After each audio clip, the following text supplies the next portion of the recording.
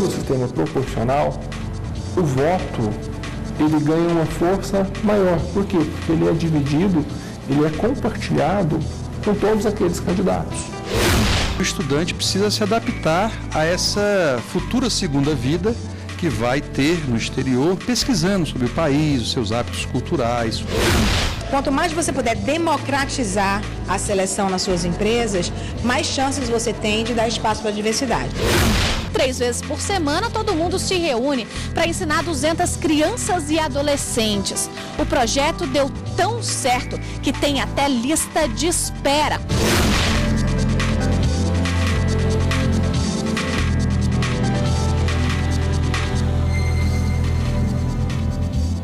Olá, boa tarde. Boa tarde. Presidente do Tribunal Superior Eleitoral, ministra Rosa Weber, admite envio de recurso do ex-presidente Lula ao Supremo Tribunal Federal. O recurso foi interposto pela coligação O Povo Feliz de Novo, do PT, PCdoB e PROS. O objetivo é reverter a decisão do plenário do TSE, que em 1º de setembro indeferiu o registro de candidatura de Luiz Inácio Lula da Silva ao cargo de presidente da República. A presidente do TSE, ministra Rosa Weber, admitiu este recurso extraordinário e, com isso, a palavra final passa a ser do Supremo Tribunal Federal. É o STF quem decide se Lula pode ser candidato ou se será mantida a decisão do TSE que retirou o ex-presidente da disputa.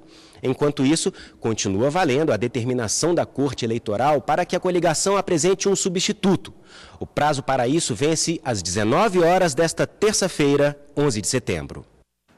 E daqui a pouco a gente volta a falar sobre eleições 2018. Você vai saber o perfil dos candidatos e quantos pedidos de candidatura foram feitos para a disputa eleitoral deste ano.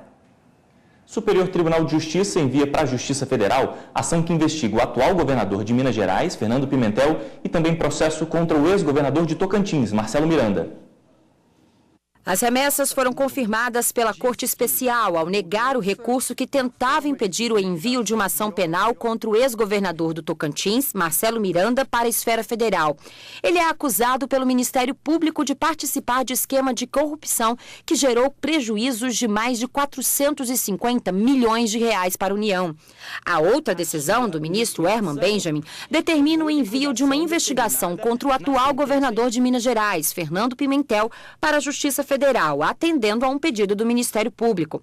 O processo dá conta de supostos delitos cometidos quando Pimentel ainda era ministro de Desenvolvimento, Indústria e Comércio Exterior, entre 2011 e 2014. As duas situações apontam crimes de natureza eleitoral, além de prejuízos contra interesses da União, o que justifica a remessa para uma vara federal criminal.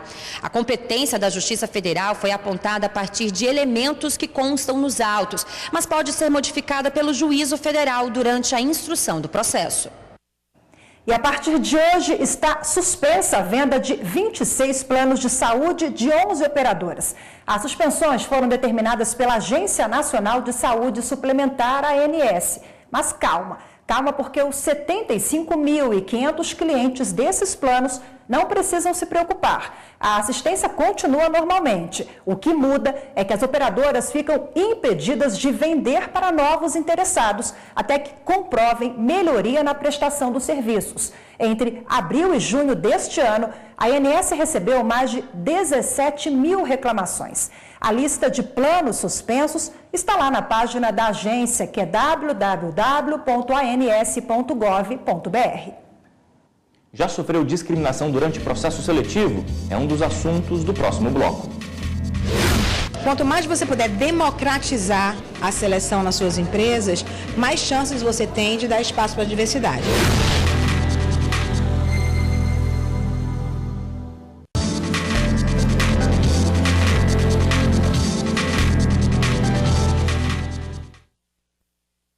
Você sabia que discriminar candidatos em processo seletivo pode gerar ação na justiça? Quem se sentir prejudicado pode procurar seus direitos. O processo seletivo é a primeira etapa para o ingresso ou recolocação no mercado de trabalho, análise curricular, entrevistas, mecanismos utilizados para avaliar se o candidato está apto à vaga. E quando a experiência se torna uma barreira?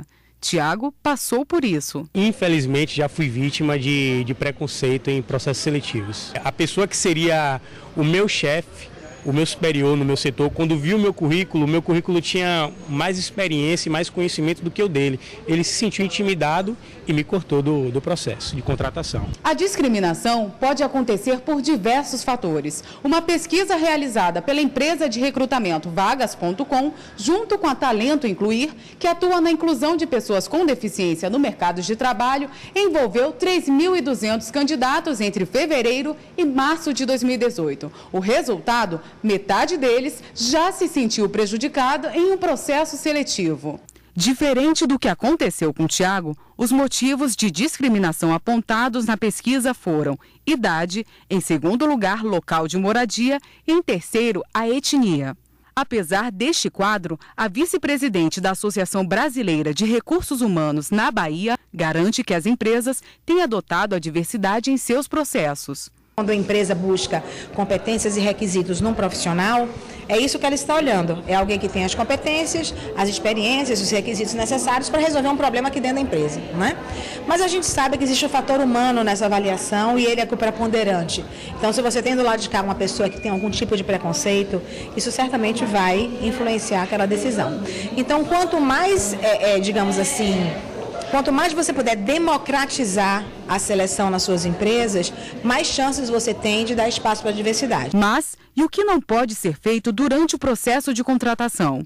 O que o candidato pode fazer se perceber a discriminação? O empregador não pode perguntar orientação sexual do candidato, ele não pode perguntar religião, origem, se já foi preso, algum problema crônico de saúde. São perguntas que não importam para a qualificação na função. Se ele percebe que ele é qualificado para a função e de alguma forma foi preterido por discriminação, seja de idade, como já falei, de sexo, religião, ele deve procurar seus direitos, um advogado, e ingressar com uma ação judicial.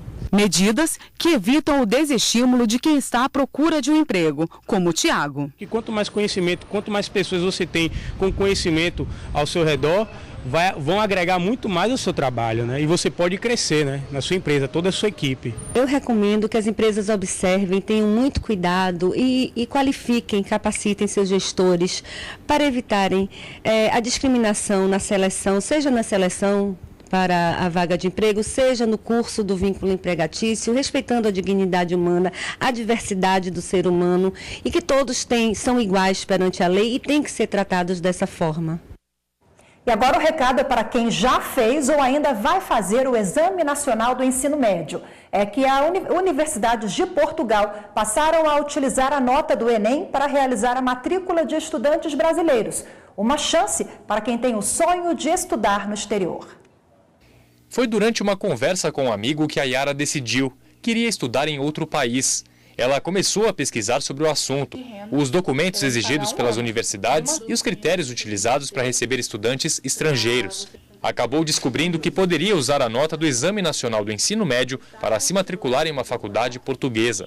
Você continua estudando aqui para a sua prova, o seu exame, e consegue abranger o uso dele. Isso é uma coisa muito interessante que abre muitas portas, porque é sempre bom você conseguir uma experiência fora do Brasil e tudo mais, isso enriquece muito o currículo. A estudante mora há 1 ano na cidade do Porto, onde estuda economia, e agora passa férias no Brasil. No início, ela precisou passar por um processo de adaptação. Afinal de contas, estava em outro país, com cultura e hábitos diferentes. Mesmo sendo português, parece que é uma outra língua. Quando eu cheguei lá, as pessoas falavam e eu ficava, meu Deus, eu não tô entendendo nada. Mas aí com o tempo se acostuma e tudo mais. São milhares de estudantes brasileiros espalhados pelo mundo. De acordo com o INEP, o Instituto Nacional de Estudos e Pesquisas Educacionais, Anísio Teixeira, que faz os convênios para aproveitamento da nota do Enem nas universidades portuguesas. Desde 2014, pelo menos 1.200 estudantes brasileiros deixaram o país rumo a Portugal. A estatística mapeou 23 das 29 universidades conveniadas ao Brasil. Para este advogado, o convênio entre Brasil e Portugal é importante. Mas lembra, é fundamental o estudante decidir se realmente quer estudar no exterior, se preparar antecipadamente para ir e retornar ao término do curso. O estudante precisa se adaptar a essa futura segunda vida que vai ter no exterior, pesquisando sobre o país, os seus hábitos culturais, suas tradições acadêmicas, e, ao mesmo tempo, saber qual é o curso que ele deseja, porque, às vezes, é muito difícil, não só a validação, no caso da medicina é um exemplo, na volta ao Brasil, como também, às vezes, algumas ciências não se adaptam. Juízes federais de Mato Grosso do Sul, Rondônia e Rio Grande do Norte deverão guardar as decisões dos recursos no Tribunal de Justiça do Rio Grande do Sul antes que seja iniciada a movimentação de presos para aquele estado. Pois é, a medida está sendo encaminhada aos juízes através de ofícios expedidos pelo TJRS. A decisão é resultado da petição protocolada pelo Ministério Público, que pede a permanência de líderes de facções do Rio Grande do Sul nas penitenciárias federais até que sejam julgados os recursos do MP. Esses recursos pedem a renovação das transferências dos presos por mais um ano. E mais de 100 detentos fugiram de um presídio de segurança máxima em João Pessoa. E quem tem as informações ao vivo é a repórter Carolina Chaves. Oi, Carolina, boa tarde para você. Boa tarde, Rafaela. Boa tarde a todos. Olha, pelo menos 105 presos fugiram da penitenciária de segurança máxima Romeu Gonçalves Abrantes, mas 41 já foram recapturados. Os criminosos trocaram tiros com policiais, militares e também agentes penitenciários e derrubaram o portão principal da penitenciária. Um policial militar foi baleado. Pessoas que moram perto da penitenciária ouviram disparos e uma explosão pouco depois da meia-noite. As principais divisas com Pernambuco, Rio Grande do Norte e Ceará já foram fechadas. O presídio também enfrenta o problema da superlotação. Ele tem capacidade para 644 pessoas e atualmente tinha cerca de 680 detentos. Voltamos ao estúdio. Obrigado, Carolina. E baixo valor de ação coletiva não afasta a participação do Ministério Público do Trabalho, decide TST. A primeira turma do TST aceitou o recurso do Ministério Público do Trabalho em ação que pretendia suspender cláusulas de acordo coletivo que vedam o trabalho aos domingos no comércio de Umuarama, no Paraná. Como se trata de matéria de natureza constitucional, a turma entendeu que o baixo valor atribuído à causa não impede o recurso. A ação foi ajuizada por um supermercado que pedia a anulação da cláusula do acordo firmado entre empregados e lojistas de Umuarama. De acordo com a empresa, o fechamento do local em domingos e feriados gerava prejuízos significativos. O juízo de primeiro grau acolheu parcialmente o pedido e autorizou o trabalho aos domingos nas lojas da rede. Contra a sentença, o MPT recorreu ao Tribunal Regional do Trabalho da 9ª Região, mas o recurso foi negado, porque o valor que a empresa atribuiu à causa foi de R$ 500. Com base na Lei 5.584, de 70, não cabe recurso quando o valor da causa for inferior a 2 vezes o salário mínimo, salvo quando se tratar de matéria de natureza constitucional. O caso chegou ao TST e o relator ministro Hugo Carlos Scheuermann observou que o recurso ordinário do MPT se enquadra na exceção prevista na lei. Por unanimidade, a turma deu provimento ao recurso de revista e determinou o retorno do processo ao regional. E a Receita Federal liberou hoje a consulta ao 4º lote de restituição do Imposto de Renda 2018. Também estão no lote as restituições de 2008 a 2017, que caíram na malha fina, mas não foram regularizadas. Ao todo serão pagos 3,3 bilhões de reais para mais de 2 milhões e 500 mil contribuintes. Isso no próximo dia 17. Para saber se a sua declaração foi liberada, é só acessar o site da Receita ou ligar para o Receita Fone no número 146. E depois do intervalo, música transformadora. 3 vezes por semana, todo mundo se reúne para ensinar 200 crianças e adolescentes. O projeto deu tão certo que tem até lista de espera.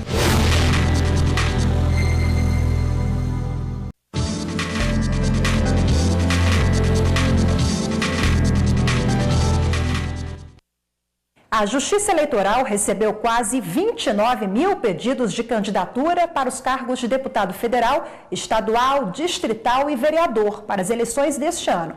O perfil da maioria dos candidatos é de homem entre 45 e 49 anos, É empresário de cor branca com ensino superior completo.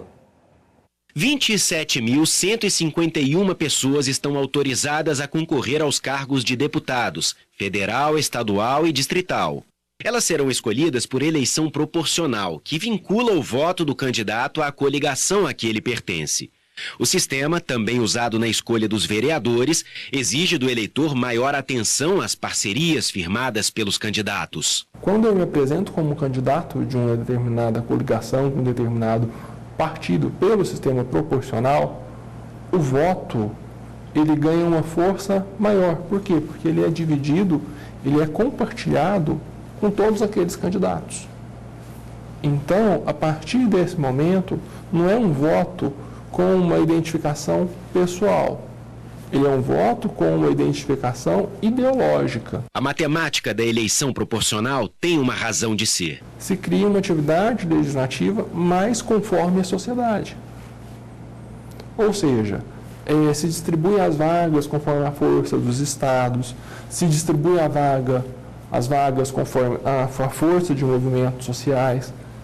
E essas pessoas terão, dentro do parlamento, o seu local de fala. O deputado exerce ainda uma função muito importante, às vezes ignorada pelo eleitor, a de votar em nome de todos, contra ou a favor de determinada proposição.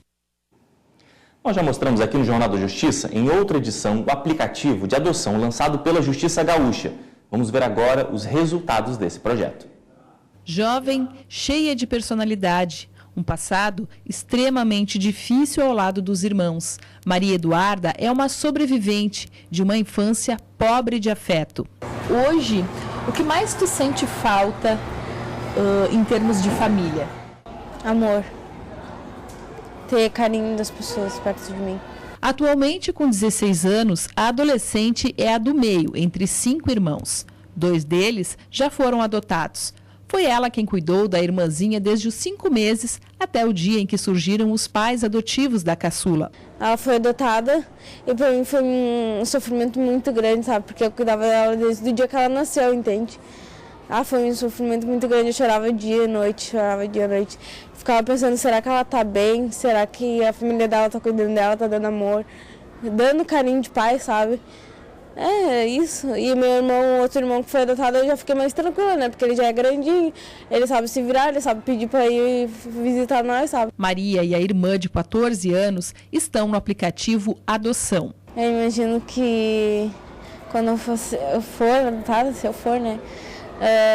Ter uma mãe morena, que nem eu, um pai branco de olho verde, que nem meus pais, e ter outros irmãozinhos também. Já podem ser visualizadas as informações de mais de 100 crianças e adolescentes no aplicativo Adoção.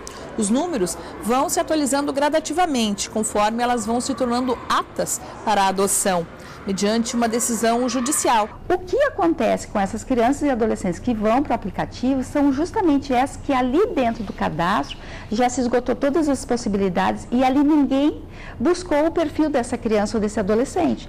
Então ele vai para o aplicativo. Tanto é que as crianças e adolescentes que estão no aplicativo são crianças e adolescentes que são mais velhos, que são de grupos de irmãos e que têm problemas de saúde.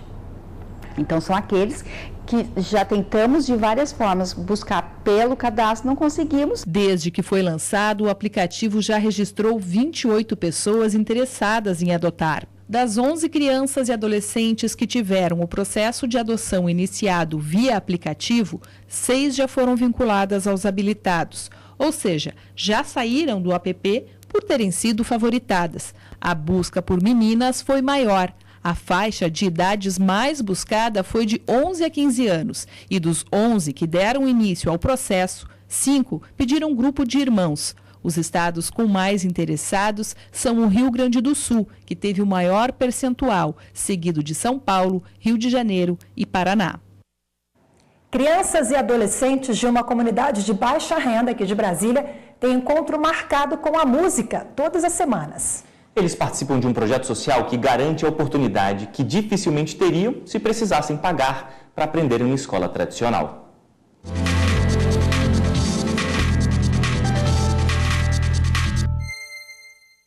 jovens, espertos e cheios de vida. E por que não aproveitar toda esta vitalidade para montar uma banda e espalhar os sons por aí? Aluna, Vitória se tornou a terceira mulher da capital do país a tocar tuba. Estar aqui é uma experiência extraordinária, porque toda vez que eu venho para cá, meu espírito se torna totalmente feliz. E eu acho que a vida precisa disso. É que nem o Nietzsche fala, a vida sem a música seria um erro. E eu não vim para cá, eu acho que seria um grande erro da minha vida. Edmilson Júnior é o cabeça da iniciativa. O pai dele é professor de música e sempre esteve envolvido em projetos sociais. Por isso, veio o desejo de construir a própria iniciativa. Em 2016, Júnior juntou vários músicos que queriam fazer a diferença. Agora, 3 vezes por semana, todo mundo se reúne para ensinar 200 crianças e adolescentes. O projeto deu tão certo que tem até lista de espera, com jovens interessados em se unir a eles. Hoje são 200 alunos que participam, tem uma lista de espera com mais de 70 crianças e é isso, quem quiser ajudar, né, estamos abertos, as aulas são gratuitas, todos os professores são voluntários, quem quiser somar, só vir aqui na Casa Cantador. Todos os professores aqui são voluntários. Alguns começaram como alunos, se profissionalizaram e hoje retribuem o aprendizado. É o caso do Luiz Felipe. A gente vê muitas crianças na rua ou em casa à toa, conhece o projeto, quando chega aqui, todo início de semestre para mim é sempre uma felicidade. Ver a felicidade das crianças em aprender o que a gente sabe pode passar para elas. Ana Lídia estuda música no projeto desde os 6 anos. O pai é um orgulho só. Eu me sinto muito orgulhoso, né, que eu vejo uma criança de 7 anos desenvolvendo uma flauta, a outra que agora está tocando sax. Eu acho muito legal. Há 1 ano e meio, Érica chegou ao projeto para ensinar flauta para as crianças.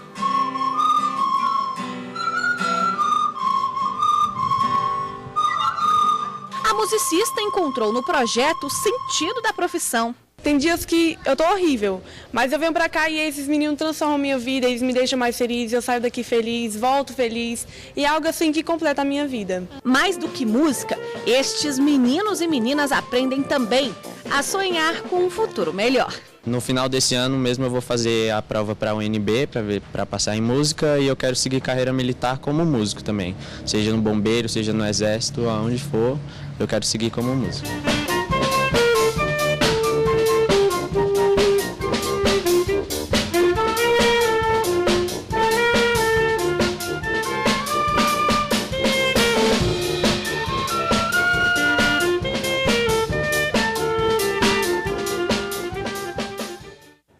E nós queremos que você participe do Jornal da Justiça. Pode mandar sugestões, assuntos para reportagens, vídeos com dúvidas sobre o judiciário, por exemplo. O nosso WhatsApp é o 61 992606116. E o nosso e-mail, jornaldajustiça@stf.jus.br. A gente fica por aqui. Obrigado pela audiência e até amanhã. Até amanhã.